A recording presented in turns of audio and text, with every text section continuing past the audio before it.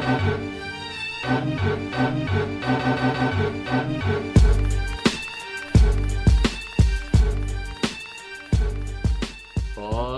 goes, and welcome to the 62nd episode of Throwback Hoops.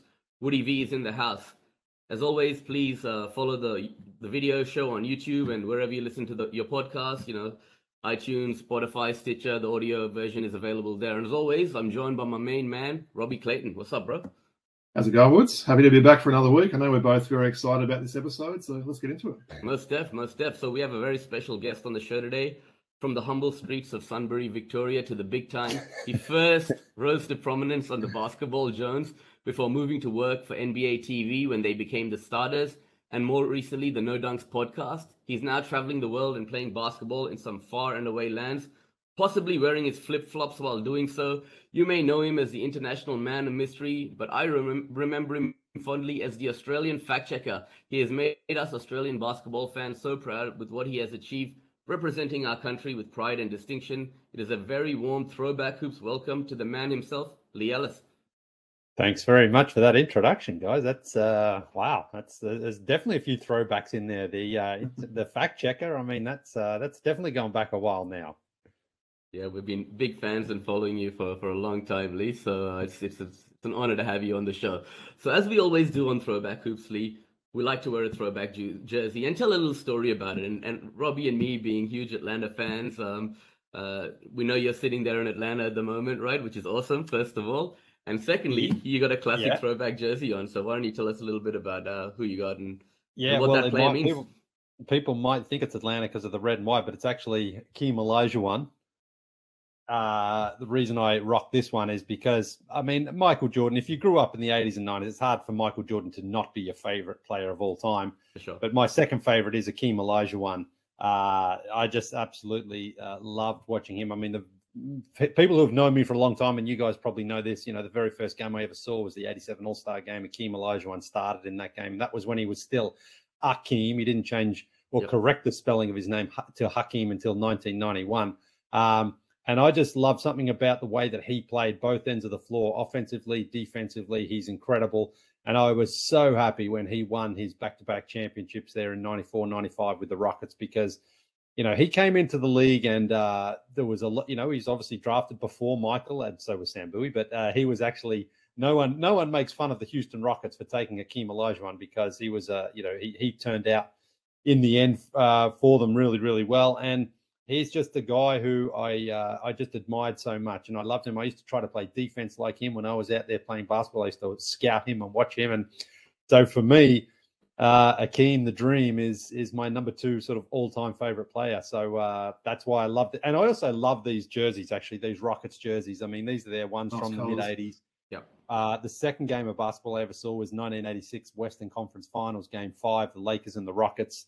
Hakeem gets into a fight. He beats up Mitch Kupchak in that game. He gets ejected. But then the Rockets win on the Ralph Sampson sort of buzzer beater there at the Great Western Forum. So I think,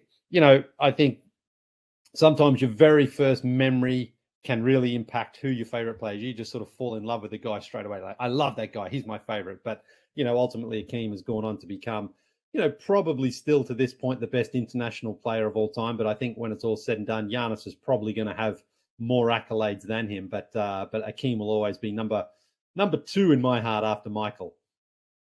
Well, the game has changed a lot with the big man, and you talk about some of those guys from the 80s and 90s whose games may not have necessarily translated today, but someone like Hakeem, his game would have definitely translated in today's game. So awesome to see you wearing that, Leigh, and it's definitely a great throwback. Well, there's no doubt Hakeem would have been fine in any era because he had such soft touch on the offensive end, and then defensively he was just a monster. I mean, that's the thing about him: the blocks, the steals, the rebounds on one end, and then on the other, that the dream shake, the baseline moves there. He was able to finish inside, shot a good percentage. He could spread the floor. He'd probably be knocking down a couple of threes a game in this day and age. So there are some guys' games unquestionably they would cross generations and eras, and Hakeem is one of those guys. Agree. Well, thanks, Leigh. Now, Robbie, I know you're paying an ode to Leigh today with that jersey you got on, so why don't you tell the audience a little bit about the shirt you got behind you and the jersey you're wearing today. Definitely, yeah. So look, well, obviously the regular viewers of the show will know that I always show 2 jerseys trying to get through this vast collection I've got. So instead of showing a second one, the one I'm hanging up now is actually a little bit of a tribute to Leigh there. It's a very solid shirt from the starters days. I actually noticed when I hung it up there today, got a lot of usage out of that. It's actually got a very solid stain at the top corner of it, so I probably need to get that into the wash again there. But yeah, liking that shirt. And I was just saying to Leigh before we went online, I actually ordered a Basketball Jones jersey. I think it was back in 2012 or 13, and unfortunately didn't come. Actually ordered one for myself and our good mate Dave Burke, who I know Leigh's obviously been in touch with him, and they've got a good relationship now. So shout out to Dave. Yeah, it didn't sort of turn up that one. So I would have loved to have had the Basketball Jones one up there as well to sort of show how long I've been, been watching Leigh and the gang there, but no, I thought that one would do anyway. I like the stains. I like the stains. They're battle wounds, after exactly a lot of years of wearing them, Nice. Well, look, in terms of the jersey I'm wearing, I'll just quickly stand up and show this one. I must warn, it's a little bit tight, but look, I'll just quickly show it anyway. So for all our audio listeners that can't see, Robbie is wearing the classic champion, not Leigh Ellis, but LaPhonso Ellis Nuggets jersey. I like it. Yeah, awesome. There's been a few Ellises in the NBA throughout the years. Monte, of course, probably the most famous, I suppose. Dale Ellis? Yeah. Before we go into that, I actually had that written down as well, Leigh. So from my calculations, there's been 10 Ellises that have played in the NBA. So obviously LaPhonso, Dale, and Monte. Any others that sort of come to mind? Well, there was a LaRon Ellis. LaRon, because I remember him. He was the closest to getting a Leigh Ellis in the league that I could think of. So LaRon, Monte, Dale, LaPhonso. We got Mike Ellis at the Perth Wildcats. Mike Ellis, yeah. There's only one more well-known name one, to be honest. There's a lot of them are sort of said. The other one is Harold Ellis. You probably know yeah. But some other ones. There's a Joe Ellis. There's a Boo Ellis. They're all some guys that played in the 60s. Well, I've been booed a few times, so nice. You could be Boo Ellis. Apparently, there's one for Sacramento now. Keon Ellis. Right. Oh, okay. I'm familiar with his work. He's played a few games this season, apparently. So right.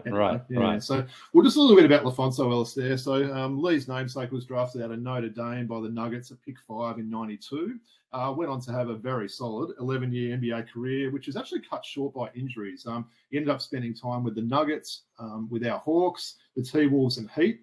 He was one of those rare players that was never traded in his career, which was pretty interesting as well. So, his accolades are NBA All-Rookie Team in '93, and arguably having the greatest block shot in NBA history, which I'm sure you'll both really remember there, when he caught little-known T-Wolves player Brian Davis, caught the ball off the block, which of course led to Dikembe doing the no to Davis. Funny, I always thought that was Tyrone Corbin before I actually looked into that more, and it's actually Brian Davis, who I don't really remember too much at all playing there. So, look, Ellis is now 52. He's been a college basketball analyst with ESPN for the last 13 years. What do you remember about Fonz there, Leigh? Well, honestly, he was the Fonz, and he had that great block, and I think those are the two biggest memories.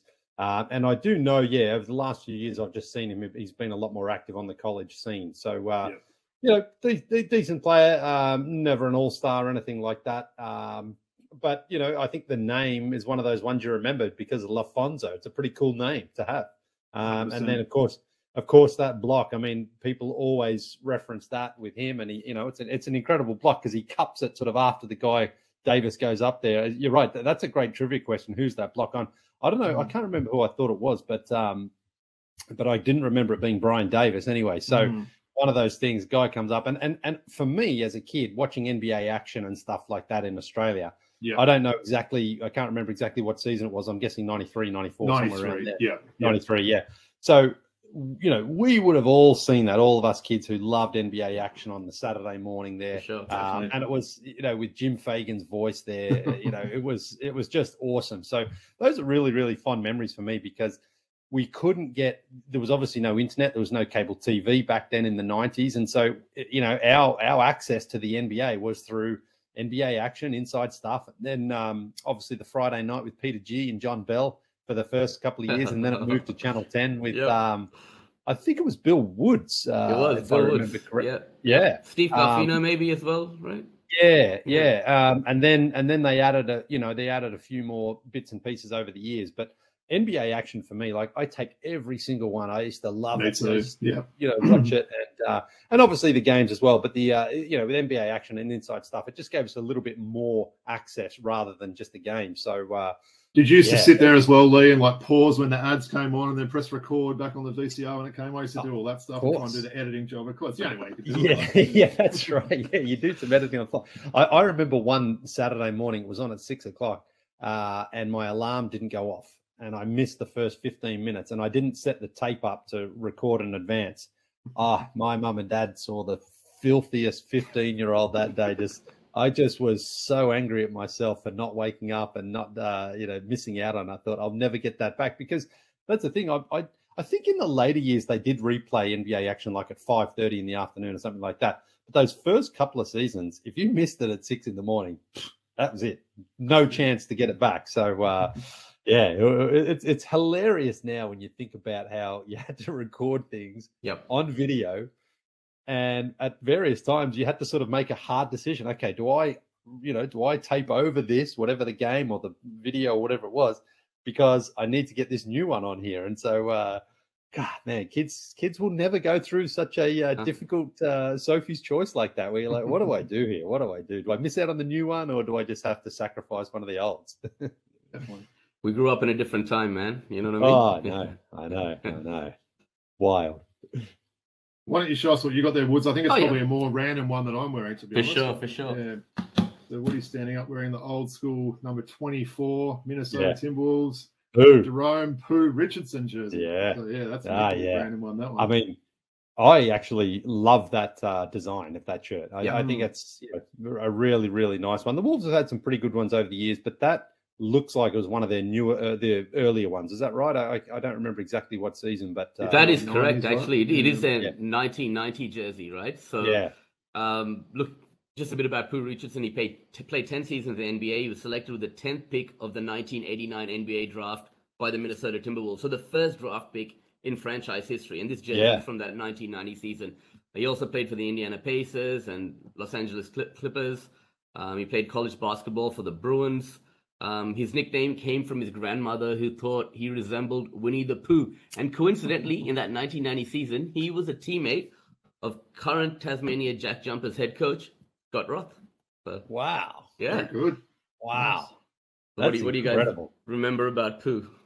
Well, honestly, name? I mean, like that's, it's the name, isn't it? I mean, Pooh Richardson, like everyone just loved saying, hey, Pooh, but, giving the story, the context, I remember it because they said that often and a lot about being his grandma, a bit like Penny Hardaway's grandma called him Penny because he was shiny like a penny, so he wasn't smelly like a poo. He was more like, he looked like Winnie the Pooh there. So, But, great game. I actually remember him being highly touted out of UCLA and being the first pick there for the Wolves. So, decent career. Don't think he was ever an all-star, though. And, didn't quite I don't think he really quite lived up to the hype. He was actually drafted ahead of fellow point guards in that draft, Mookie Blaylock and Tim Hardaway as well. So, probably didn't quite live up to the careers of those two guys. Yeah. All rookie first-team selection. That's probably the only accolade he earned, right? But, 10 years in the NBA, you're not going to complain, man, So no, I mean, that's right. He still carved out a decent career. And, I mean, that honestly, most players don't make it that far. So he outlived certainly, the majority of NBA players anyway. And Leigh, we've been collecting jerseys for a long time, Robbie and me, 20 years plus, right? And this is one jersey that he always wanted. When I grabbed it, he's like, damn, man. He's still jealous that I got this jersey, man. It's a real one, right? All right. Yeah. Thanks, boys. Really enjoy that today. So what we like to say, Leigh, before we start things with our guests, you ready to chop it up? Of course. Let's do it. All right. So let's start off here. Now, I know we've heard about the 1987 All-Star tape you mentioned that was doing the rounds around the hood, right? We know about, your mate's dad working at Qantas, getting those newspapers, all of that stuff, right? We like to ask all our guests, right? Where did your passion for the game begin, and who were some of the guys and idols that you looked up to? And you've already mentioned that somewhat, but maybe you want to go into that a little bit more, right? Yeah, well, so I'm the third of three boys, and so I grew up, my two older brothers and my dad played basketball, mum played netball. So honestly, as early as I can remember, we would load up the car and we would go up to the local basketball stadium and play. And then my older brothers started playing with dad as they got into their sort of early to mid-teen years. And so basketball kind of was just in my face, I guess, from what I can remember at the start. And I think what I liked about it was that, cricket's obviously a summer game and Aussie rules football is a winter game, but basketball was kind of all year round. And there was a real social aspect to it. Like not only just meeting friends of my own, but meeting my brother's friends and then family friends as well, because a lot of the time, especially in Sunbury where I grew up, pretty much everybody played at least a couple of seasons of basketball. So, you just sort of knew everyone. It was a real social gathering, and it was more than just one night a week. Friday nights was like the kids' night. Tuesdays and Wednesdays was adults' night, like the seniors' night, I guess. And then Thursdays and Mondays, I think, was netball. So almost every other night you were either going to the stadium to play or to watch or to be a part of something. And it just sort of, it was just so normal to me, like going, it was just an activity that we did, and you'd always bump into people you knew and things like that. Yes. And then the 87 All-Star game came along, and that really changed it because at that point we knew about Dr. J and Larry Bird and Magic, but no one had seen, certainly no one had seen regular games. And then all of a sudden to get that All-Star game where it was the best of the best, the cream of the crop, and the way that game played out, I think was significantly impactful because I've mentioned this story as well. I was 11 at the time, so I was a big WWF fan as well. Hulk Hogan and King Kong Bundy, and WrestleMania was on at the time. So everyone loved wrestling, especially all me and my friends. And then when basketball came along, and you've got Sir Charles Barkley and Moses Malone and Hakeem the Dream Olajuwon, those you could have intertwined those players with the wrestlers, and it wouldn't have been any different. And then to see the fairy tale finish from Rolando Blackman in that game, that could have been fixed like any other wrestling match. So you're sort of like, oh my God, this is like the perfect scenario. But of course, then we still didn't get regular NBA. So the best that we could watch was the NBL. And that was when Andrew Gaze was, basically our Michael Jordan. He was out there scoring 35 on a team like the Tigers that weren't very good, but Gaze was so great. And then, there was big rivalries between the Melbourne Tigers and the North Melbourne Giants, the East Side Melbourne Spectres, the South Melbourne Saints, I think they were. I can't remember. But, and the NBL was really, really fun to follow back then. And so I think, it was just an evolution of like basketball in my hometown. And then even our local team, the Sunbury Jets, I used to go up and watch them play. And it was like, whoa, man, the Sunbury Jets. We had DJ, this guy, David Johnson, who went on to play for Bendigo, a legend in the SCABL there. And people would try to get his autograph and everything. So basketball honestly, outside of sort of school, basketball in so many forms was the biggest part of my life. And it formed so many social interactions. I loved playing. And then eventually I got this NBA, the All-Star game. And then slowly but surely, as we were saying before there, a little bit more NBA trickled through. And it just, that combined as well with obviously Michael Jordan elevating the Bulls and basketball to just enormous levels of interest around the world. And, it doesn't matter who you're the biggest fan of, if you're a LeBron fan or a Michael fan or a Magic or a Larry, Michael Jordan took the game of basketball and it just exploded because he was as cool as anything. He was the best player. The Bulls were an awesome, color of their uniforms, the team name. And then he goes out there and does what Magic and Larry couldn't do by winning that three-peat. And then he came back and did it again. So, Michael Jordan, for what basketball was. Now, there's some, many other contributing factors along the way, like David Stern being the commissioner. I think it was very, very good. He was a fantastic businessman and a marketeer. But you can't market unless you have that golden goose there, which was Michael Jordan. So, as I sort of got through the 90s, basketball took off more and more, and I really wanted to try to incorporate it into my life somehow. I just didn't know how that was going to happen. Hey, Leigh, Rolando Blackman, confidence, baby, confidence, right?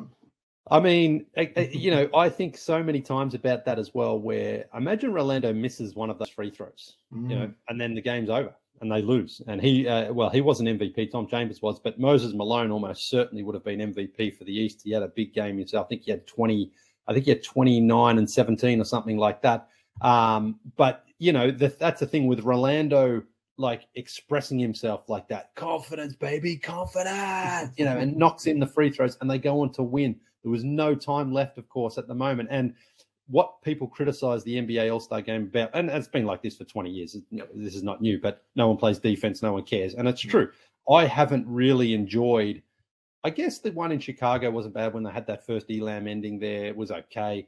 but they're trying to find ways to make it competitive. But that game in '87, when Orlando's driving in, 4 people from the East jump on him, and Isaiah Thomas. I mean, it was a flagrant foul by today's standard. He jumps on and just hits him across the head, but no one wanted to fight or anything like that. They just understood if you want to get a basket, you're going to have to earn it. And there was no way the East were letting him get an easy, uncontested layup or shot. Instead, it was like, get to the free throw line. And then when he gets to the free throw line, Isaiah's talking trash the whole time, trying to put him off. And so it was really competitive. It was really fun, but it was a really genuine game where guys were competing on both ends. In that game as well, Charles Barkley kind of throws elbows at Mark Aguirre as well. So I just feel that at that era of the NBA, that was, again, David Stern really understood how marketing the game, it was important to have a very, very good exhibition game, because that's all it essentially is. But it was the whole All-Star weekend building up, Michael Jordan in the dunk contest, Larry Bird winning the three-point contest. So you had the most marketable stars in the events and going out there to win them. That's obviously the biggest challenge they have right now, is getting name guys to go in the dunk contest to try. Three-point contest, a little bit different. I mean, Steph's won it a couple of times, things like that. But honestly, when was the last time? I think it's 2016 where there was a decent dunk contest, Aaron Gordon and Zach LaVine there. And unless you're getting Ja Morant in it this year and Zion or whoever, I mean, if he's not injured, they're going to have the same problem. Last year's was one of the worst All-Star games I've ever, or dunk contests I've ever seen. And that's the biggest challenge now for the NBA, is getting that level of excitement and interest back into the weekend. Yeah, no, definitely. I was going to ask you that as well. People used to care about the All-Star game back then, right? And it's just over the last 20 years, it's faded away. And you remember those times. And maybe we were talking, Robbie, offline. Maybe we go back to West and East and get that, thing going, opposed to the schoolyard pick, because that has tradition associated with it. So, Leigh, next thing I wanted to jump onto actually was something you've already tackled, right? And you mentioned Andrew Gaze, good friend of our show. He's been on this program before, and he'd be happy to hear your voice on the show as well. I know you guys have got a relationship. Who did you support growing up from the NBL? You obviously did follow it. You mentioned that. Did you have a team you went for? Was it the Tigers? Was it Copeland and Gaze? Or, Yeah, I didn't really have one strong connection there. I mean, I enjoyed the Giants and the Tigers because there was a pretty decent rivalry there with Scott Fisher and Tim Graham, I think his name was. Tim Dillon. Paul Bailey, I think, maybe. Yeah. Yeah, and anyway, and Gaze, I mean, like I say, I remember Gaze from the '84 Olympics in Los Angeles. I think he was only 20 years old then, and Australia were never really close, obviously, to competing for a medal, but it always felt as long as we had Gaze on the team, we could at least, compete, because he was kind of ahead of his time in that sense. He was able to shoot those threes and score and keep the scoreboard ticking over when we didn't have a ton of other guys that were at that level anyway. I mean, we had Larry Sengstock and, a few other guys who were sort of, veteran players, but they weren't quite at Andrew's level. And of course, Gaze, when he made the NBA, it was a great moment. That stuff with Seton Hall in '89. I mean, they got robbed in the final there. They should have won the championship.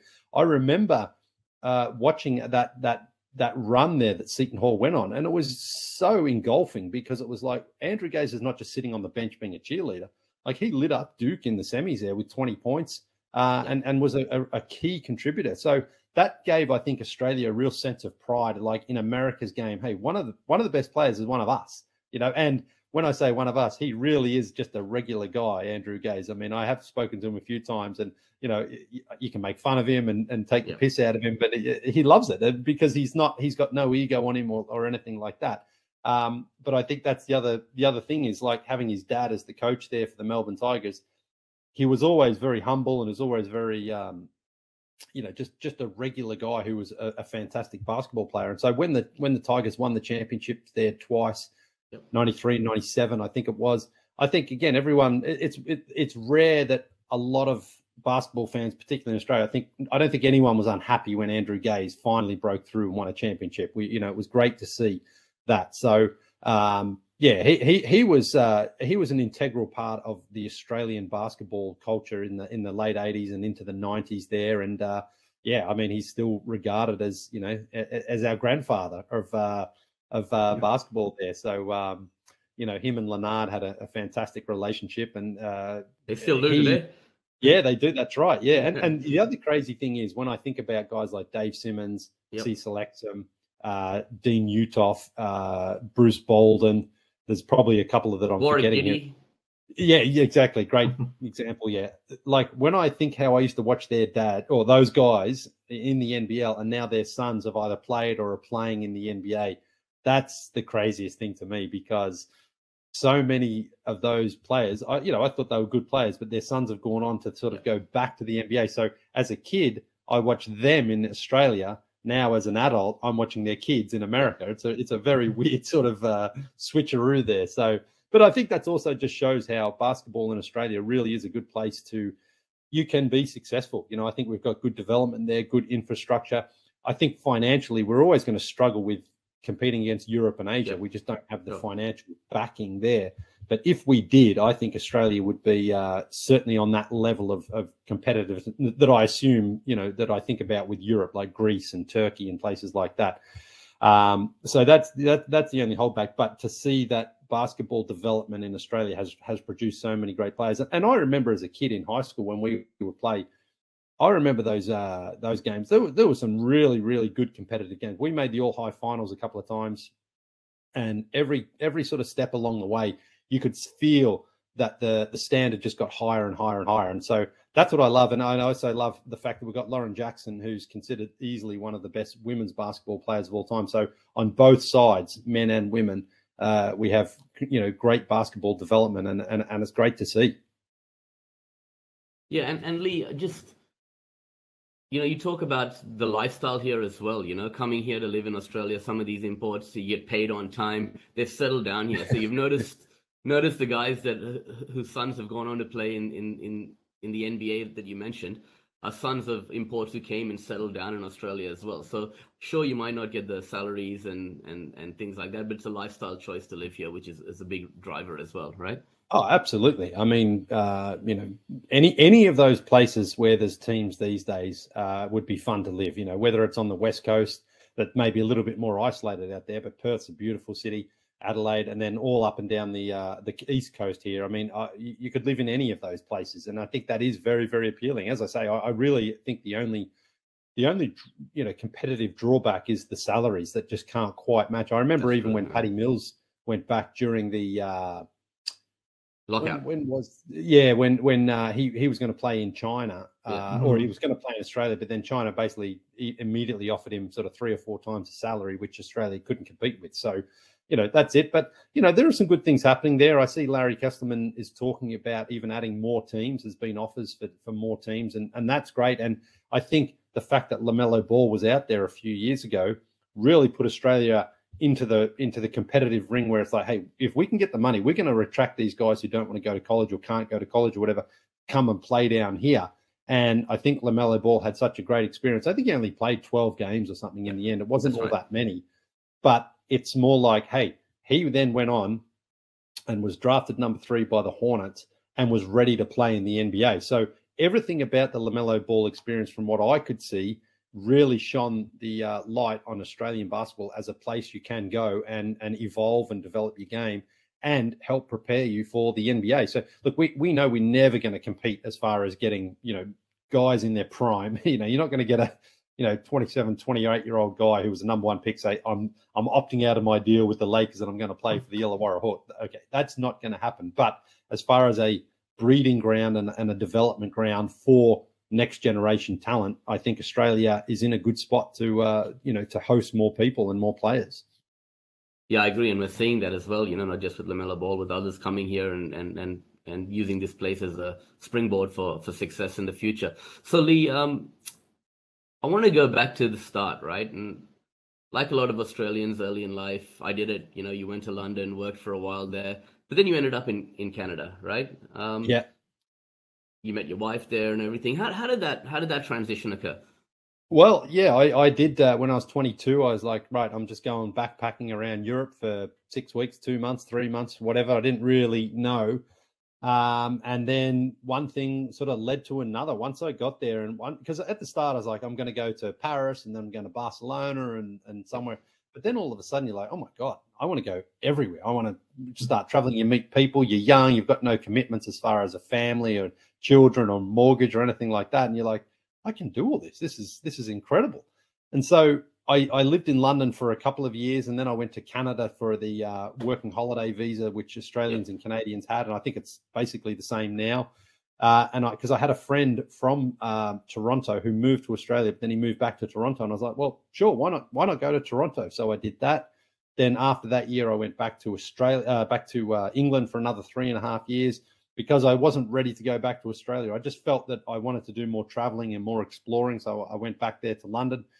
And then after 3.5 years, I decided I want to go back to Canada. So I got another visa, which I sort of got a little bit lucky to get that second one, but I got it.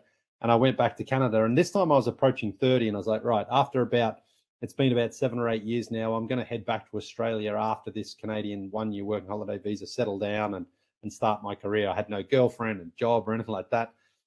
Yeah. And then I met this girl after a few weeks in a bar, and we started seeing each other, and one thing led to another. And after being together for about a year, we decided to get married. And it was because it was basically, I had to leave Canada. My visa was running out.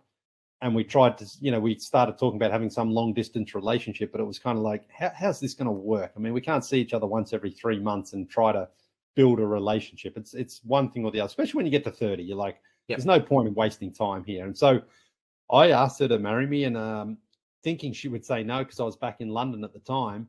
And she was like, yeah, sure, let's do it. And I was like, okay, well, I guess I'm going back to Toronto then. And so it was one of those things where, look, when I said it to Dad, he was like, listen, if you love her and you think it's going to work, then go for it, because if you're not going to find out, then you don't want to just sort of give up on this relationship. Just if there's a way to continue it on and make it work, then go for it and see what happens. And, fortunately it has worked out. We've been married for 15 years. We've got 2 kids. We live now in Atlanta. We've moved down here. But it was one of those situations in life, a little bit where I am right now, having been on the show with the guys there for 11 years, just decided it was time to try something. And that one worked out really, really well for me. So there was no sort of hard concrete plan or blueprint that I was following. It was more just going on feel and sort of, I want to try things and see how they turn out. And that has been, and it has proven to me to be a solid sort of way to approach things in life, that you don't always need to know how things are going to work out. You don't always need to plan every sort of detail of everything. A big part of it can be sometimes just, as we say in Australia, just have a crack and see what happens, and that's the sort of approach I've taken, in the last 15 to 20 years of my life. And I have to say, overall, I'm pretty happy with the results. I mean, not everything goes as you would hope, of course, but not everything goes as you would hope if you stay at home either. So I'm really, taking just that approach where it's like, if you feel something and you like something, you want to try it, go for it and see what happens. And, I always feel better to know what the answer was to a question that I've had rather than wonder what the outcome was going to be. And I don't know why I'm wired that way. I just am. And, that to me is something that, and I say it to my kids as well, when they think about things and talk about things, I say, well, if you want to find out, let's go and find out. And then we don't have to wonder or guess what might have happened or what would happen. Let's go and do it and see what happens. It's great to hear that, Leigh. And look, you mentioned obviously working with the guys there. Woody and I mentioned at the start, we were real sort of hardcore fans from those early TBJ fans. I've always heard people come on and said, I listened to you guys from when the started. No, we were way before then. I can gladly say that. And look, we'll probably mention at the end as well, but, you really did sort of inspire us to do what we're doing now. Hearing an Aussie voice talking about, basketball, it's pretty unusual. Normally it's sort of just dominated by the Americans and everything there. But just wanted to sort of see how you first linked up with, obviously Skeets and Tass on the Basketball Jones, and talk about that relationship you built with not only Skeets and Tass, but also with Trey and producers JD and Matty O. Yeah, well, so I was interning at The Score, which was an all-sports TV network in Toronto, and this was back in 2009, and they had been doing their podcast for sort of about 2 or 3 years at that point, but it wasn't regular. It was, not in a daily sense. It was sort of a couple of times a week, and they did some things. They did a few other sort of viral videos, but of course, this was really still when podcasts were in their infancy. No one knew what a podcast was. No, certainly people weren't listening to them. But I knew Skeets from the Ball Don't Lie blog where he used to write. And I just assumed that was a New York-based thing with, some young guy who's doing a podcast. It's like, I don't even know what that is he's talking about. But it turns out they were in Toronto and they joined The Score.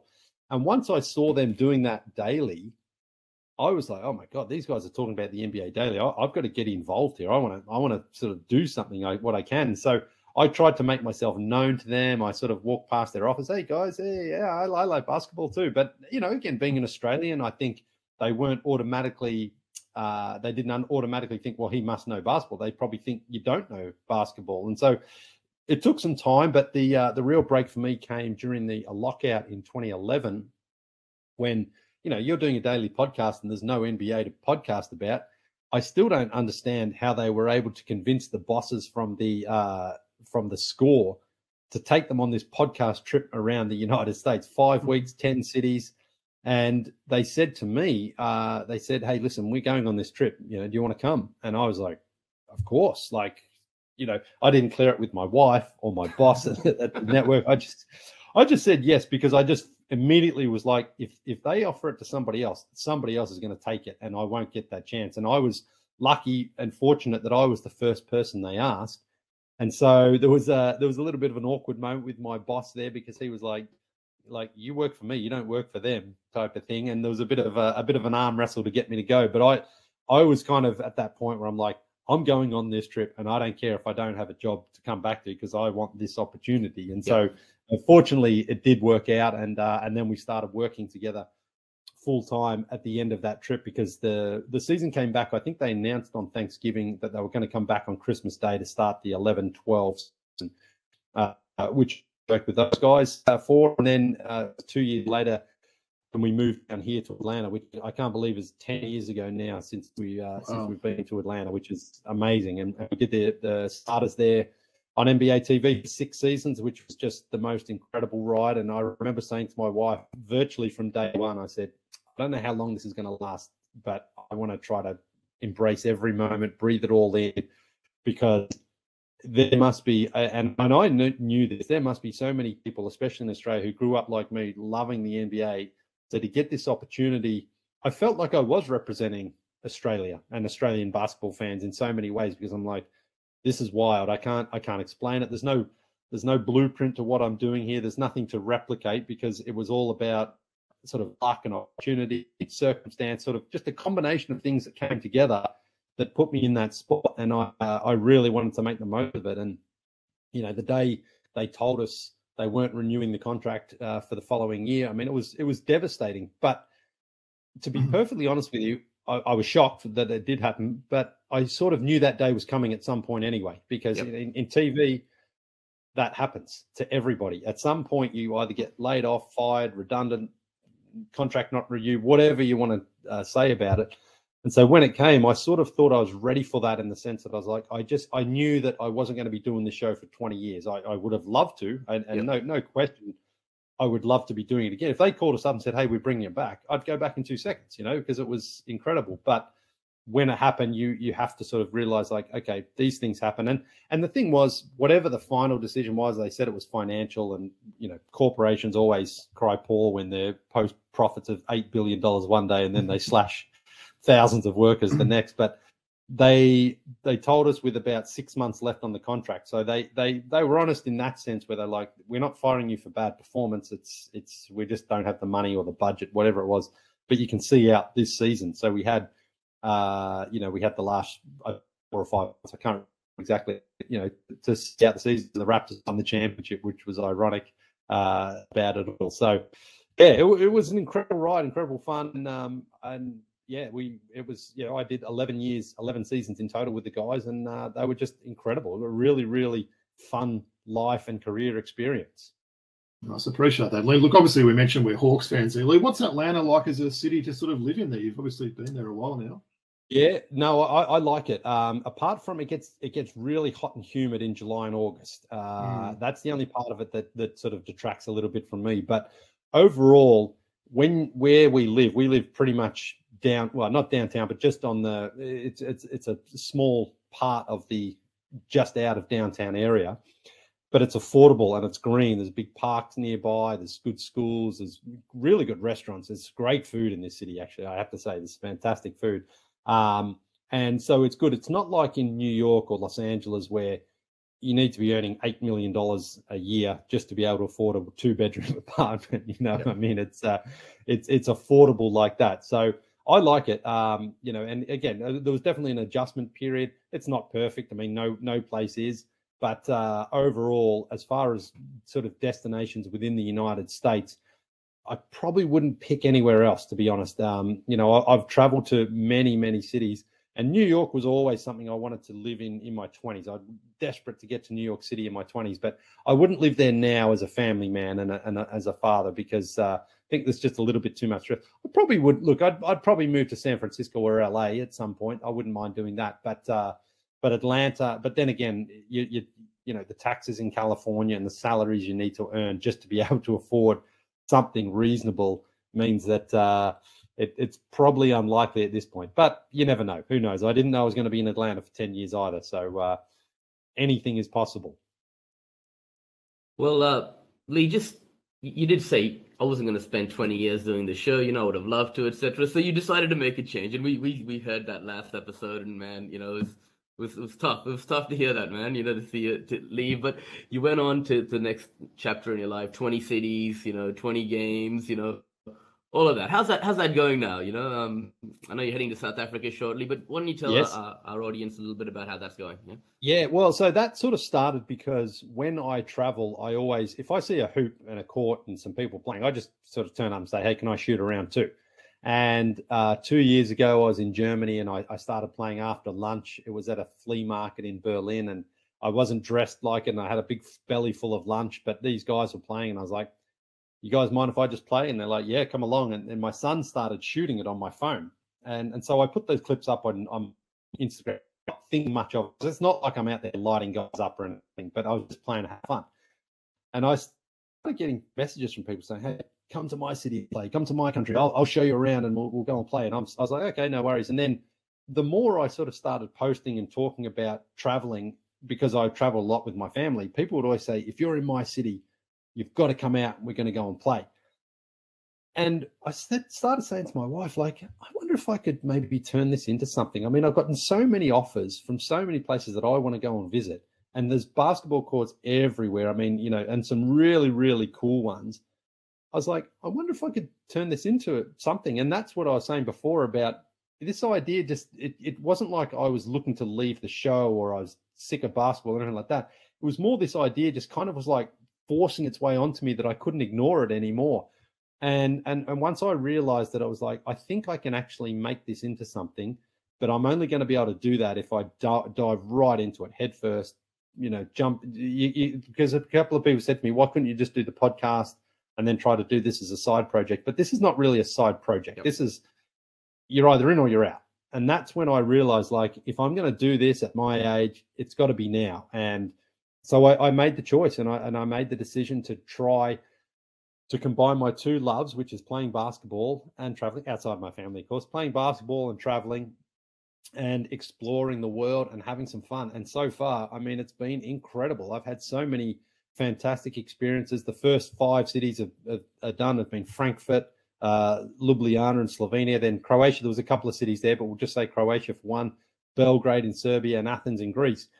And it really did live up to the expectations. Like, people came out, they played basketball, they told stories, we had fun.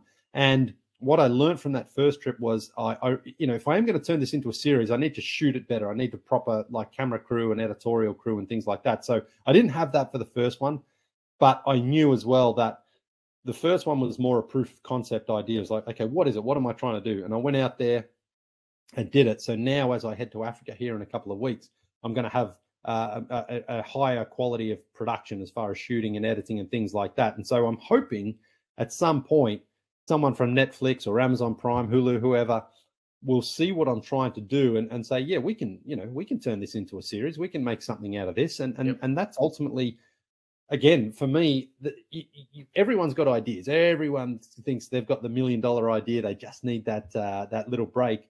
But I feel that the best way to really believe in your idea is to just go out and try to make it happen. and see what comes from that. And as I said before, I didn't want to be sitting at that podcast desk in 2 years' time thinking like, I wonder what would have happened if I just tried. I wonder if I could have turned it into something. I'd rather be in the position in 2 years where I'm like, hey, I gave it a crack. I couldn't quite get it to where I wanted it to go, or to get enough interest from a network or a streaming service. But I'm so glad I tried. I'm so glad I shot that shot and gave it. And then that's how I feel right now. I don't feel, I don't sort of regret not trying or miss the show. I mean, basketball's great. I still love the NBA. I still love like the league, but I also love being in this position where I'm like, I'm not quite sure what's going to happen. The NBA will be there in a couple of years' time if I do want to go back into podcasting. But this is one of those situations where there's only one way to find out, and you got to go for it. And that's what I'm trying to do. And I've had incredible support from people around the world, and offers and invitations to come out and play. And I'm hoping to hit on them if I can. But it's also one step at a time. And so Africa is up next, and I've got some incredibly exciting things planned. I'm going to be doing some clinics with local kids and people as well, because while it's, primarily this trip was about me playing basketball, it's so much more rewarding and fulfilling to know that I'll be there playing with local people and sharing the love of the game with them, and hopefully leaving a fond memory for them. And also,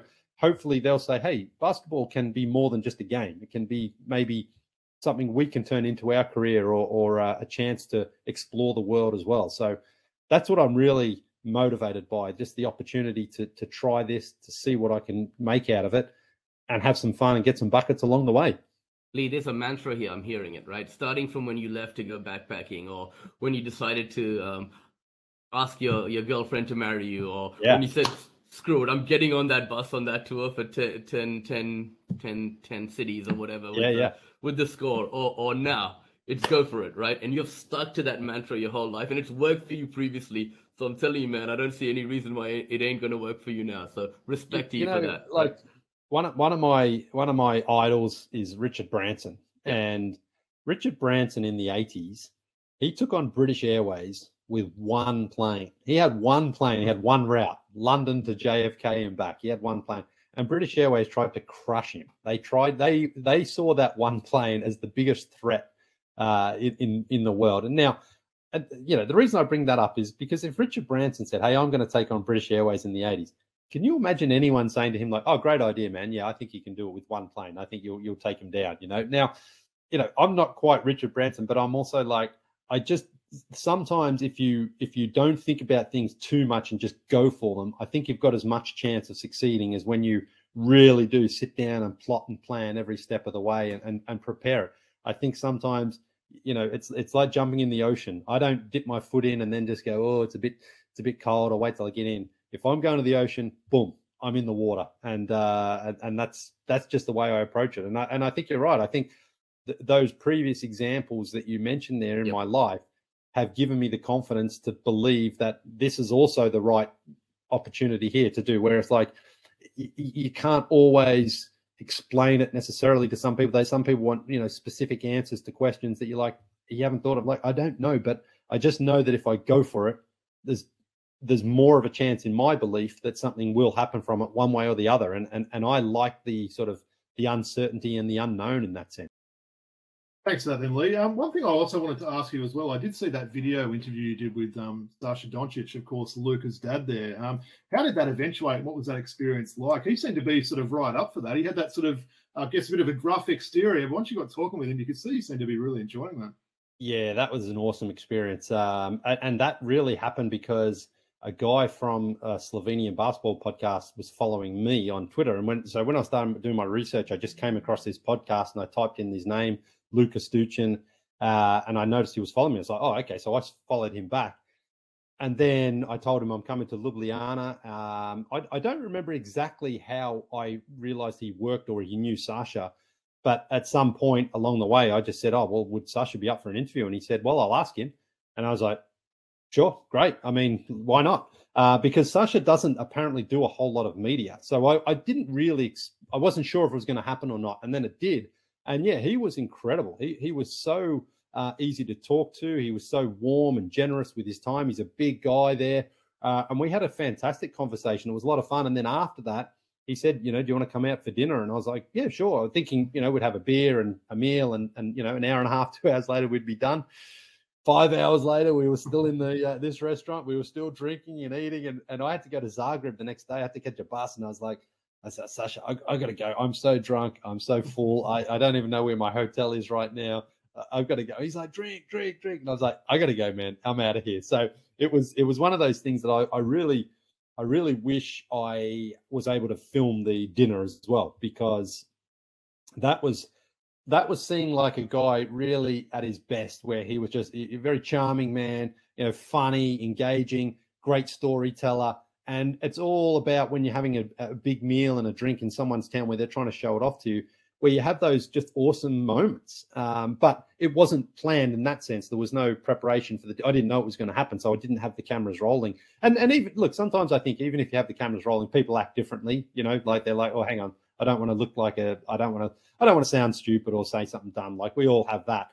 So maybe it wouldn't have been quite as captivating. But it's one of those situations where I was like, wow, what an awesome experience. And I've had some people since I got back to America said, like, Sasha doesn't talk to anyone. How come he talked to you? And I said, I just asked. That's all it is. I mean, and that's, again, my philosophy in life. It's like, I didn't do anything. I didn't pay anybody. I didn't, I didn't bring any special treats or anything like that. I just said, well, if I'm there and he's there, would he be interested in doing an interview? Yep. Okay, great. Let's do it. And then I always feel, and I think I learned this from my Basketball Jones and Starters days, like, the best interviews for me are the ones where you're just having a conversation and let the conversation kind of go where it's going. And I had a few questions in the back of my mind. I had a few, I had a general direction of where I wanted to go if the conversation, stalled at all.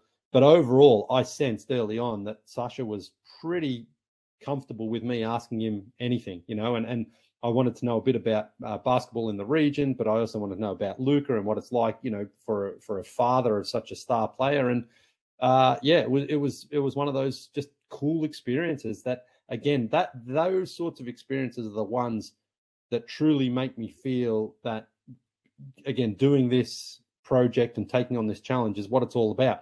I couldn't plan that necessarily. I didn't know exactly how it was going to go. But I know for sure, 100% certainty, that it wouldn't have happened if I didn't go and make that journey there myself. So for me, that's what it's all about, just putting yourself in that position where things can happen, and sometimes they do. And that video actually on my own YouTube channel has been my most viewed video. I had all these other crazy ideas about this, playing basketball in these cities with great backdrops and things. I think, those things people are going to watch those. Nope, they're watching the one with me and Sasha most. So I was going to say as well, for any of our viewers that haven't seen that, jump onto Leigh's YouTube page, jump onto his Twitter page there and watch it. It's a good little watch there for sure. Yeah, speaking of our viewers, actually, we got a little viewer question come in from someone that you are familiar with, Leigh. He's a very good friend of the show, Sid, aka the Sydney Sea King. Shout out to you, Sid. I know he made you a jersey design back in the day. Am I right in saying that? I think you're right. Yeah, that I remember, because they've been around for a while now. That Sea King. It's just one guy, Sid. Oh, it's one guy. Yeah. Yes, yeah. Because it started as a sort of troll account. Is that right? Yep. Yeah. Someone was referencing maybe LaMelo Ball, was it? I can't remember, but yeah, the Sea Kings. So when it first started, I wasn't sure if that was a new team or not. But it turns out it was just an error, I guess. Well, his name's Sid, and he's Sydney Sea King. He's a big fan of you and the show, and he's a listener of Throwback Hoops every week. And he asked me, Leigh, have you done any Leigh P's lately on your most recent travels? And if so, where and how was it? On my travels, well, I mean, look, the Leigh P only happens at night, and there's a reason it happens at night, is because, when I wake up and I need to go for a pee, I don't want to turn all the lights on and have that like awakening of the senses. Yeah. So the reason I do it is I walk in, and then I just know that. The other thing is, as you guys know, us guys, we're not very accurate when we pee standing up. I mean, you would think after 30, 40 years we would get better at it, but we don't. I've got two boys, honestly, like they pee and they're looking out the side here. They're trying to talk to each other. They're reading a book. I'm like, boys, just focus. Just for the next 10 seconds, ignore everything else in the world and concentrate. But they can't do it. And so, again, with my wife, we have an ensuite bathroom in our bedroom there.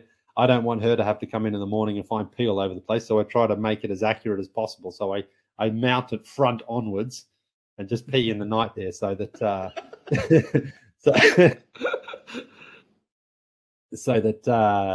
she doesn't have to deal with any more disgusting behavior from the. She lives with 3 boys, so.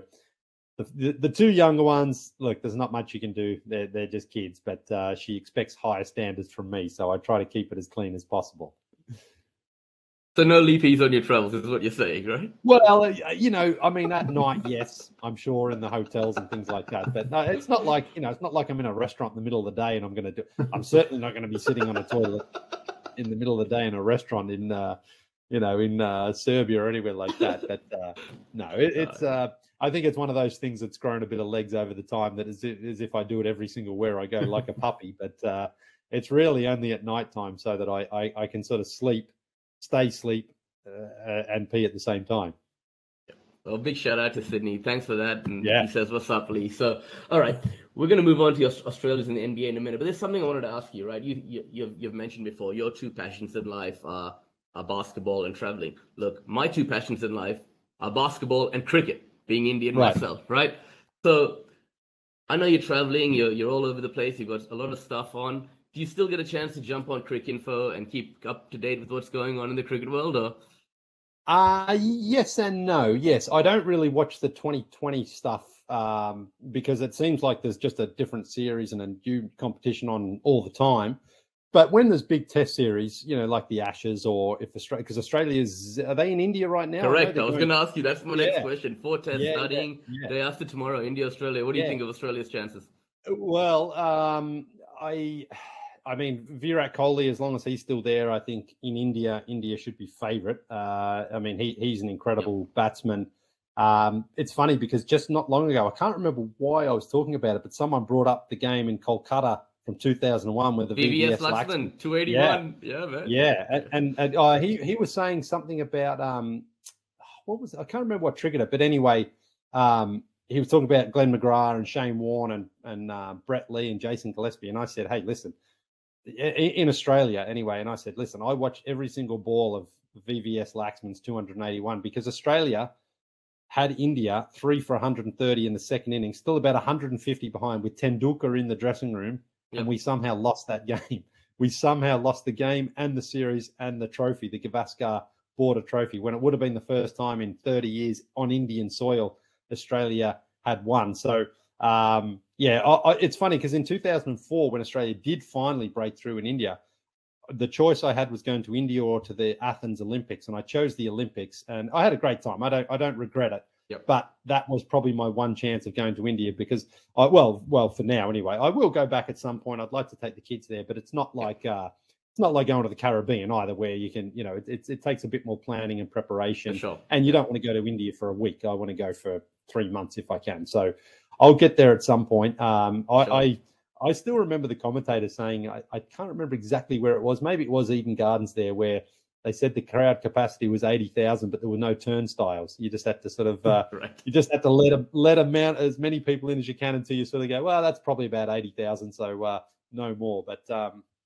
I mean, like cricket in India to me, like that must be the toughest environment for any touring teams to play in, where it's loud and dusty and the crowd's going crazy. And but also, I mean, that's what I love about cricket. I just love how the conditions are so different depending on where you are in the world. And India is a fascinating destination. Funny, I had some people from India say to come out to play basketball. I had 3 people from Karachi in Pakistan. So they come out to Karachi and play. So I was like, wow, I did not know there was a basketball culture of any kind, certainly in Pakistan. I knew with India there's a little bit of a push being made by the NBA, but Pakistan was a new destination. And they were telling me, hey, the beaches in Karachi are beautiful and there's great basketball, great food. And I was like, okay, well, at some point I'm going to do a subcontinent tour. Hopefully I can combine it with a cricket tour as well. Well, shout out to Cricket Australia. Took the team recently to Pakistan after many, many years of countries Yes. not going there. It's a much safer place to travel now, and it's been good for the people of Pakistan there. So amazing. All right, thanks, Leigh. Really appreciate you, giving us the time and telling us a little bit about your life. So I just wanted to talk about Australians in the NBA. Let me just kick it off with both of you guys about one Aussie who has surprisingly made a return to the NBA, albeit in a veteran leadership role in Matthew Dellavedova. I know the relationship he has with Coach Mike Brown has paved the way for this.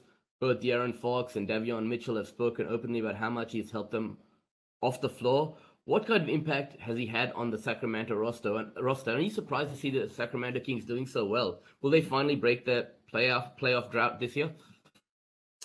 Oh, if they miss out on the playoffs from here, that will be just an absolute disaster. I mean, they honestly should lock up home court too. But anyway, let's just get them into the playoffs first.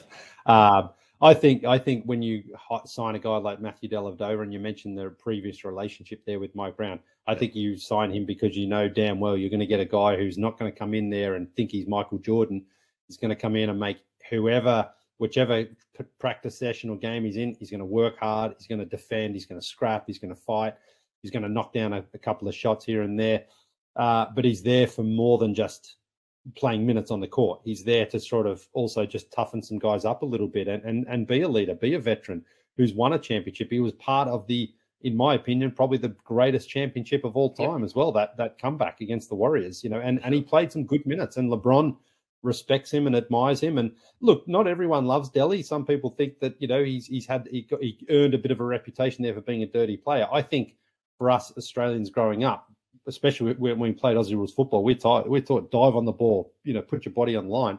Delly did that, and some people couldn't quite figure out that was just how he plays. But there's always a role for guys like him in the NBA because, as I say, he's not coming in thinking, hey, I'm taking De'Aaron Fox's minutes here or anything like that. He's like, if I get 5 minutes tonight or 15 or 20, you're getting 120% effort from me. You're going to get someone who's going to scrap and fight, and he won't care at all about the box score at the end of the night. He just wants to see the W on the board. So, that's what you get out of a guy like Dellavedova. And I think at his previous stops in Milwaukee, they loved him there as well. And he was really well loved in Cleveland. So he's a sort of guy that everyone needs one of those on their roster. And I think he really does earn his keep on that team. Yeah, look, I agree with what Leigh's saying. I mean, he's a perfect sort of teammate, isn't he? I think it sort of rejuvenated his career a bit when he had that season in the NBL playing with Melbourne there. It sort of probably wanted him, made him want to get back into the association and sort of contribute there. But yeah, look, in terms of Sacramento, I'm a little bit worried about them, to be honest. They haven't been playing as good the last couple of weeks. I think they're 5-5 in their last 10 games. We mentioned on the show last week, Woods, how close the West is there. So yeah, look, it would be a massive fall if they didn't make the playoffs from here. I hope they do, obviously. But yeah, I'm just sort of looking now. They're on the same amount of wins as Minnesota, who's in 7th place, and they're 3rd. So it just shows you how close the West is there. So hopefully they don't start getting a little bit tight later in the year. But no, I think all the neutral fans will be hoping they do make it, right? Yeah, I that's the thing is it's like for the playoff drought to be as long as it was. I mean, anyone who remembers the Vlade, Pager, Mike Bibby Kings, they were so much fun. I used to love watching those games. And it's crazy to me that they haven't been back since then somehow, because they've had good players over the years, but they've been mismanaged. And I think Vivek's, he interferes a little bit too much. I think they've probably, firing Mike Malone when they shouldn't have. They've hired guys and fired them left and right. So stability is probably the most important factor for them from here on out. And so I think if Brown can get them into the playoffs and certainly get them, at least a couple of wins, maybe, who knows exactly, because it is so tight there in the West. And you don't want, God, if they were to draw the Warriors in the first round, I mean, that would be just a disaster for the Kings, because even if they had a home court, they wouldn't beat the Warriors. But it's just, it's just good to see they're finally, at least at this stage of the season, they're with a real chance of making the playoffs, because honestly, it feels like sort of by Christmas most years, it's like, nah, they're done. They're not going to make it. You're right. And the people of Sacramento deserve it after being such loyal fans. All right, so we talked about what a great pathway the NBL can be for guys to get to the NBA. We spoke about LaMelo Ball. We spoke about Warren Giddey as well earlier. So I want to talk a little bit about Josh Giddey, who went down that path through the Adelaide 36ers. second-year pro. He's really taken his game to the next level this year. Why don't you guys tell me a little bit about what you see and how his game has developed over the season? Well, I think he's probably been one of the biggest surprises going back to his rookie season, even when the Thunder drafted him there at number 6, because I hadn't seen him that high on any draft boards. I'd seen him closer to maybe 12 or 13, probably at the highest. And so people were like, who's this guy? You know, no one really heard from him because he obviously didn't play in the college system either in the United States there. But look, he came along and he showed he's got good handles for a big guy. He's a very good passer of the ball, you know, pretty decent defensively. The shot is improving, but if he can develop a really consistent shot, now he doesn't have to be Ray Allen or Steph Curry, but just a guy who's like, you can't leave him open and knock down some of those mid ranges and step back out. And you know, the 3-point shot's okay, but if you can become really one of those guys who's like, hey, this guy is money if he's left open, then that's just going to expand his game even more. But I think overall the Thunder are thrilled with him where he is right now. And I think he's proven that he is going to work on his game and try to get better. And I just think it's great for him because the shot isn't, you can just tell mechanically the shot still needs some work. But I believe he's working with Chip England, actually, the Spurs guy, who's got a long history of improving guys' shots all around the NBA. So I think he's in the right circumstances there to improve it. But it's also just going to be time, bit of patience. And the Thunder, I mean, they have to start winning consistently too. I mean, they're doing okay this season, but losing Chet at the start was a bit of a setback for them. But I think the sky's the limit there for Giddey. I think he's doing really, really well. Do you reckon he could be a future All-Star, Lou? Oh, yeah. No question. No question. I mean, I say no question as if like it's a given. I mean, it's not a given, but just the trajectory that he is on, and they're going to win more games. Gilgeous-Alexander, of course, from the Thunder was an All-Star. So the more games you win, the more chances you get yourself of putting you in a position. And I think the one thing that guys like Giddey get, even though you're not going to see too many highlight reel dunks, you see a few highlight reel passes, but he's going to earn that respect. So it's probably not in the next year or two, but if he's in the league still in 10 years' time, I'll be shocked if he hasn't had at least one All-Star game appearance along the way. Yeah, I mean, look, he's such a hard worker as well. He seems like that sort of guy that will definitely add things to his game each offseason. We've already seen his shooting improve there. He's sneaky big, isn't he? I always kind of forget that when you see him out there. He's a big boy. So, yeah, I think you're right with that, Lee. I think there's definitely a good chance that he could make one. And I know the three of us will be certainly hoping he does anyway. Yeah, kind of going back to Andrew Gaze, can't underestimate the kind of influence Gaze's had on his life coming up to develop him to the way he is today as well. So, all right, big news yesterday. We saw about the Kyrie Irving trade, right? Now I want to talk about, Robbie, maybe I'll throw to you. What implications does this have for Patty Mills? He's been getting a lot of DNP CDs lately. Obviously, Spencer Dinwiddie's coming back to Brooklyn now.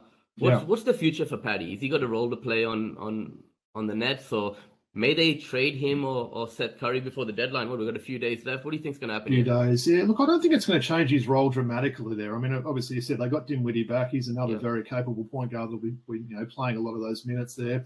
He doesn't seem to be in their long-term plans, does he? I think he's someone that, his defense has, really sort of fallen off a little bit. And look, the guy's getting on. There's no sort of, no issues with him doing that there. I still think he can play a pretty good role on a team there. He can come out and, heat up in a quarter, score, 8 or 9 points in 5 minutes or something like that. So hopefully, look, if they do trade him, he goes somewhere that's going to be maybe another contender there. But I don't know. It'll be interesting to see what happens there and what the market is for him there. As you said, 2 days left in the trade period there. So, yeah, look, hopefully it works out well for him anyway, because I still think he's got a role to give in the NBA. Oh yeah, I mean, guy like him, you know what you're getting. He's going to be, respected and in demand anyway. So if you can find the right situation and the right team, why not? Why not make that move? But yeah, I mean, for Brooklyn, I mean, if you look at Brooklyn, like they, Sean Marks, I think, did a fantastic job because players, when they become available, if you can get those big names, and he got Durant, James Harden, Kyrie Irving, and then in the end, Ben Simmons. I mean, that is what people want. They want star players. They want their guys. They want their buddies to play with. He got them all together. Now, it didn't work out, but I don't think we can put that on Sean Marks. I mean, James Harden powdered his way out of Houston, get to Brooklyn to play with Kevin Durant, and Kyrie Irving, and that wasn't good enough for him. So he gets traded to Philadelphia. Kevin Durant went to Brooklyn, and then he wanted to be traded after being there. And now Kyrie is gone. So sometimes it's like, isn't this what you guys want? You want all-stars, you want all NBA players, you want, some of the top 50 or top 75 guys in NBA history. You've got them, but they're still like, nah. And it's in Brooklyn as well. They're not playing for the Pistons or the, Pacers or anyone like that. So it's crazy to me how James Harden, forced his way out of Houston, got to Brooklyn, playing with Kevin Durant again, and he's like, nah. I'm not happy here either. I want to go somewhere else. It's like, okay, go then.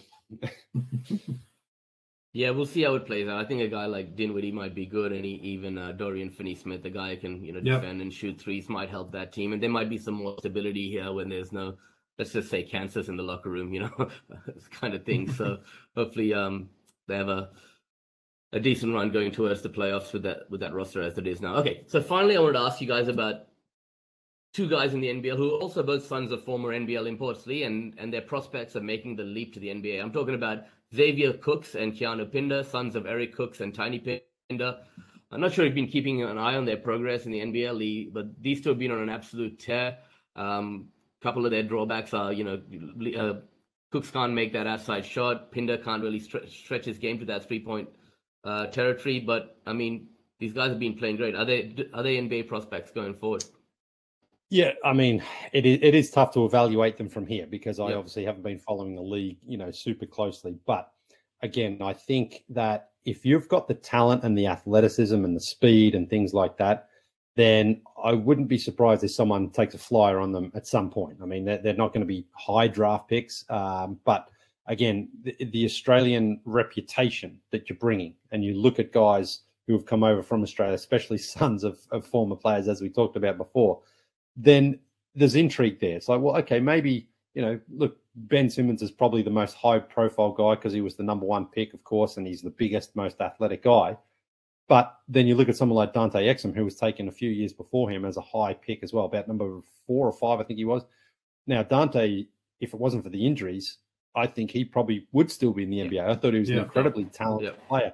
His body sort of let him down. So I think people are going to be very, very interested in seeing what these guys need to work on, and if it's something that you can mold into a good player, because a lot of players, even some of the best players, like Tony Parker is a good example, Chris Paul, Derrick Rose, these guys couldn't shoot when they came into the NBA. They were not good shooters. All of them developed and worked at their game to become very, very reliable shooters in that mid-range spot. Paul, Rose, and Parker, none of them were great three-point shooters, but all of them were that 15, 17-foot range where it's like they just worked on something. And that's what I was saying before about Josh Giddey. You don't need to be Steph Curry. That's not the only way you can be a good shooter. What you can do, though, is just get to that spot where it's like, if I'm left open or if I can get to my spot here, I can knock down shots. So, the guys you talk about there, if they can do that, if they can add that part of the game, and then on top of that, good athletes, the right attitude, can run, long, athletic, whatever you want to say, if they've got those other attributes, then they'll have people who are prepared to work on them and try to give them a chance, because I think that's ultimately, again, the respect the Australian players have earned. I think if Xavier Cooks does end up with that MVP award, which I think tonight, right, Woods, the Gazies are on tonight, award night. So I think he's a pretty good chance of getting an MVP. So that'll certainly look good on his resume and maybe get him another Summer League invite. Potentially he could land on a roster next year. For sure. And before we move on to the end of the show and my favorite segment, I just want to talk about what's going on in the NBL really quickly, Robbie. I'm wearing my Sydney Kings hat now. Lee, last game of the season, right? So we're both living in Sydney, right? But Robbie's originally a Perth boy and I'm a Sydney boy. So we have this little rivalry. Last game of the regular season, Perth needed to beat Sydney by 12 points to get into the playoffs, right? And it was going back and forth. We had a 3 on the buzzer and Perth were ahead by 12. We missed it. So Perth are into the finals now, all right? Into the play-in situation, right? So we got 3 versus 4, 5 versus 6, and 1 and 2 automatically qualify through. So we've copied the NBA a little bit here with the NBL. So Robbie, quickly your predictions for the week. 3 versus 4, we got Cairns at home to Tasmania. Yeah. Josh Majette is out, right? So I think the Josh Majette injury is huge there. So look, obviously Cairns have got injuries themselves with Pinder, under an injury cloud there. Tajir McCall wasn't looking too great last week. I think Cairns will get up and win that one. But yeah, just very quickly, what a game that Wildcats Sydney game was. I don't think I've ever been that excited with a 12-point game at the end of a game, and that obviously shows the playing had some excitement. I mean, Leigh met my daughter at the start of the show. I was jumping around the house like a little kid when they made the playoffs there, and it was such a joy to see them get in there, and especially against your Kingswoods. I'm always happy to see Perth beat Sydney there, and Sydney are obviously trying very hard to knock out Perth as a bit of a rival there. But I actually think Perth will go to Melbourne on Thursday and beat South East. I wasn't even going to ask you. I'm not putting the homer card on there. I just think that's a bit of a win for them, and I'll get that there. So yeah, look, I still think it's Sydney or New Zealand's title to win this year, though. In saying that, all right, awesome, thanks, Robbie. Let's see how that plays out. Okay. So, Leigh, we've got to pay tribute to you. I mean, a lot of people listen to our show. We're a throwback show. We like to talk about the old times. We're old jerseys. And someone said, why don't you open a pack of classic packs on your show? And we're like, look, man, that's stealing Leigh's thunder. We can't really, well, we can do it. All right, cool. We'll pay no to him. So whenever we get a checklist, we rip it up too. All right. I mean, we're not signing him and sending it out to our listeners like you or anything like that, right? Yeah. But we don't tear up a Hawks checklist. That's the deal, though. We don't tear up a Hawks checklist. Okay. We'll tear up all other checklists. Robbie's pretty damn good, right? So I mean, I've got to be on my game. I usually give the clues, and then you guys come and see if you can guess the player, right? So all right. Yeah, I love it. I love it. Versus Robbie Clayton. We got. You remember the 1991 hoops with the silver backgrounds? These are one of my favorite packs of all time. Yeah. Let's do this. See if we get an Otis Thorpe right, Luke. Exactly. Yeah. Right. One thing I should say, anytime we get a coach card, Woody just always assumes that they're dead, that coach, and we've had about 5 now. No, very much still alive. So yeah, he's actually been a bit better. Well, there's a few that have probably dropped off now, but definitely. Okay. Atlanta Hawks legend. His son plays in this league. Doc Rivers. Glenn Rivers, yes. Nice. That's it. Very good. Yeah. One-time All-Star. Show us the back of those ones. What do they look like? The back ones are like this. Nice little profile and all that. Yep. Anton Rivers. Nice. All right. Phoenix Suns guard in 1990-91. Could just get buckets in a variety of different ways. Jeff Hornacek. Moved into the commentary box recently. Calls games. He wore number 8 and Eddie Johnson. High Sox Eddie. Yeah. Love this guy, man. Love this guy. He loves getting into it on Twitter with people too. Mr. Jump Shots, doesn't he? Yeah. Okay, this guy I'm talking about was a little guy, man. I loved him. One-handed shooting technique. Michael Adams. Michael Adams, man. How cool is this guy, man? Great jerseys back then as well, right? I've got his bobblehead somewhere as well. I know. Robbie's got hundreds of bobbleheads, and he's got a Michael Adams one, Leigh, in his collection somewhere, right? He was an All-Star in 92, I think, Adams. He was most improved, 26 and 10. And that was you can see how much Woody loves this, right? I'm losing my shit right now. I'm looking at this card. I'm losing my shit right now, all right? I'm talking about... Come on, Leigh, man. This guy is an idol of yours, man. Someone that you just have so much love for. No. Come on, man. Like Otis. No. Okay, this guy is like one of the greatest white boys of all time, right? The famous dunk. Your guy, man. Who am I talking about? Greatest white players. You'd say Barry. No.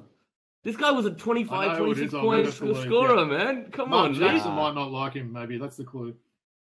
Phil Jackson might not like him. Mark Jackson. Seattle and Phoenix. Yeah. Tom Chambers. Come on, Leigh. Sorry.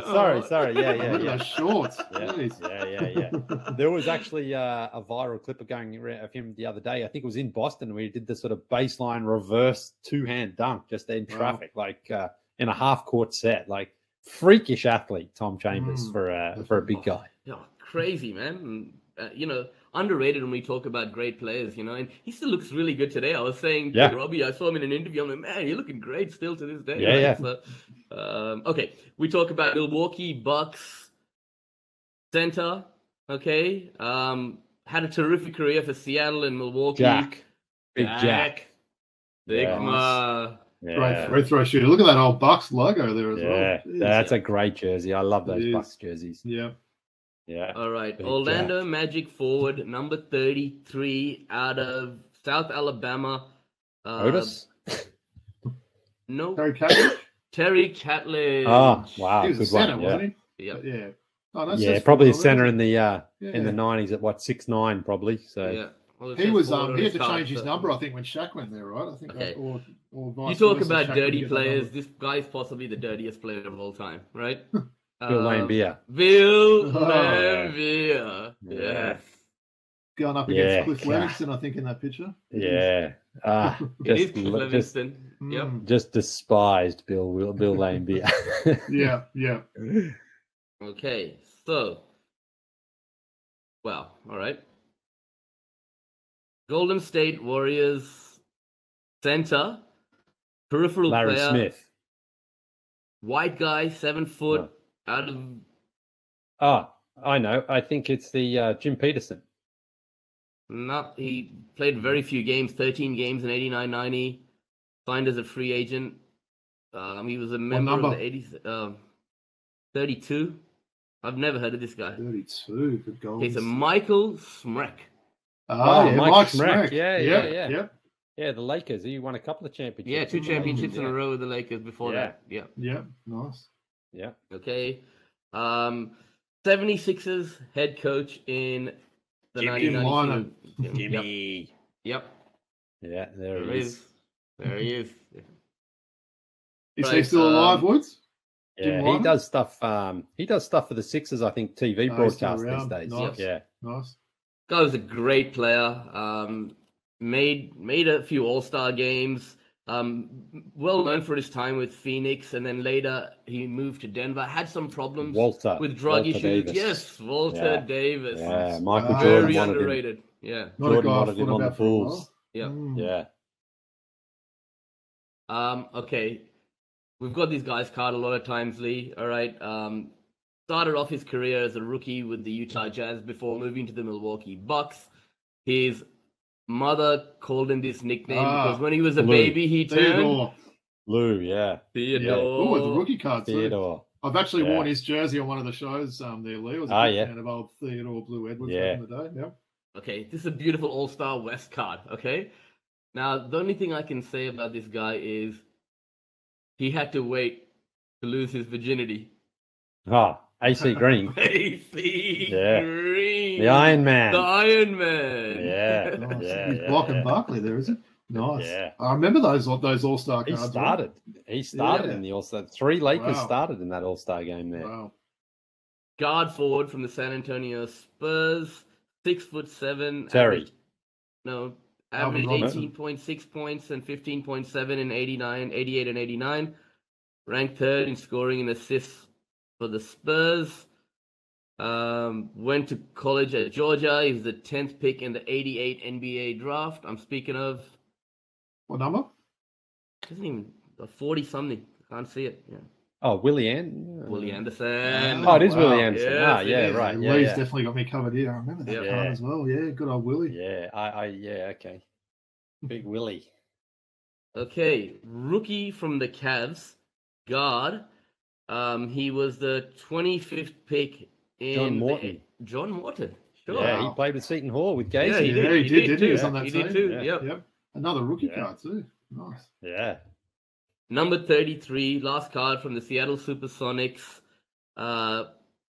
Drafted by Cadillac? Kansas City in 81. And played with Chicago, San Antonio, Portland, Minnesota, Cadillac and Seattle. Williams. Nope. No? Oh, Cadillac Anderson. No? 6'10", college at Oregon State.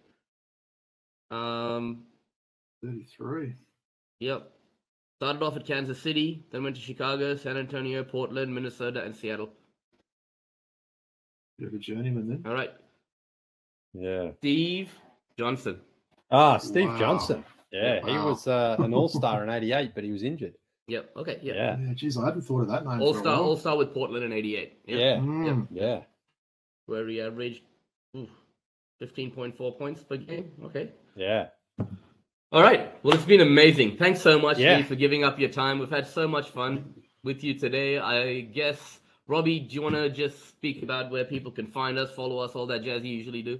Yeah, thanks, Wood. So obviously for those that want to follow us on Twitter there, we're at throwback.hoops. Instagram, we're at Throwback Hoops. And look, our email address, throwbackhoopspodcast@gmail.com. What about yourself, Woods? And then we'll go to Leigh to finish it off. So we really appreciate everyone who supports us through Patreon and our various channels. So just keep doing that, and please download, rate, subscribe. We appreciate everyone's support. So Leigh, man, you got a lot going on at the moment. You know, you want to know, our audience want to know where they can follow you, where they can find you, and where they can catch you on your world tours, all that. So maybe you want to give a little plug here, right? Yeah, just on Twitter and Instagram as Leigh Ellis, and then on YouTube as at Leigh Ellis 76 is my channel there. So yeah, same thing. Subscribe, like, comment, share, tell everybody you know, and come along for the ride. It's all happening in real time when I'm out on the road, and it's a lot of fun. When I know, you know, like I say, people suggest ideas, whether it's a restaurant or a court or a place you've got to go and visit, and I take all of those suggestions and try to you know, incorporate as many of them as I can. So if you know anything or anyone in Cape Town or Lusaka or Nairobi, hit me up. I'll be happy to make any connection I can, and hopefully get some buckets, have something to eat and drink, and have some fun. Yep. And if anyone from Netflix is listening or watching this, you know, exactly. Hit up Leigh Ellis, man. Hit up Leigh Ellis. All right, it's been an honor. Someone must know someone who works at Netflix or Amazon. Someone's like, hey, at least just message this guy, talk to him, ask him about his idea there. Someone's got to know. For sure, Leigh. Like Robbie said, you know, we feel like we've known you for a long time, 11 years, listening to you every day. To actually meet you and chop it up with you, it's been a pleasure. So thank you so much once again. Robbie, any final thoughts?